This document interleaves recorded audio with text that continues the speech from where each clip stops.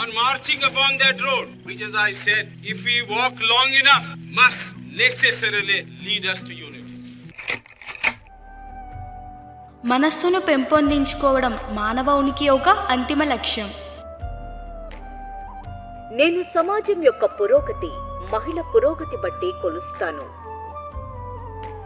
మంచి రాజ్యాంగం అంటే ప్రజలకు అధికారం అందించడమే కాదు, ఇతరులను అణిచివేయడానికి ఆ అధికారం దుర్వినియోగపరచకుండా ఉండగలగాలి. స్వేచ్ఛ, సమానత్వం మరియు సౌభ్రాతృత్వాన్ని బోధించే మతం నాకు ఇష్టం.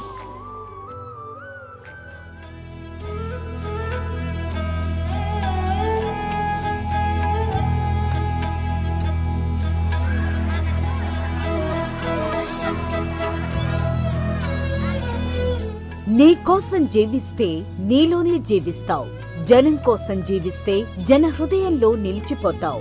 ఇవి రాజ్యాంగ రూపశిల్పి డాక్టర్ బిఆర్ అంబేద్కర్ చెప్పిన మాటలు. ప్రతి పౌరుడు సామాజిక అసమానతలను జయించి ముందుకు నడిచే సమాజాన్ని కోరుకున్నాడు ఆ మహానేత.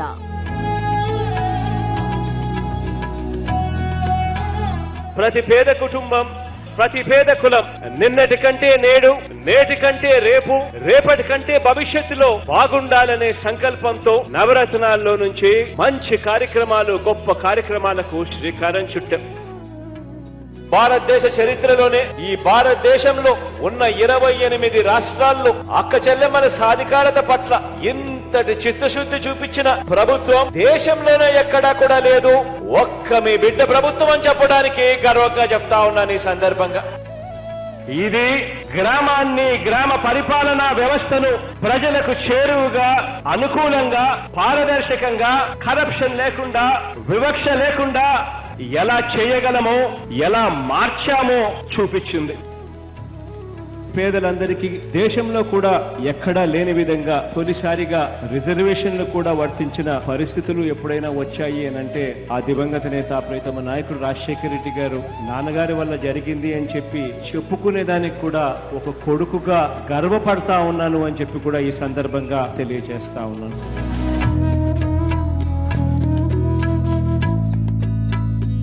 వేల సంవత్సరాల భారత సామాజిక చరిత్రను, ఆర్థిక చరిత్రను, మహిళా చరిత్రను మార్చిన ఓ సంఘ సంస్కర్త, ఓ మరణం లేని మహనీయుడి విగ్రహం ఈ విజయవాడలో ఈ రోజు ఆవిష్కారం అవుతా ఉంది.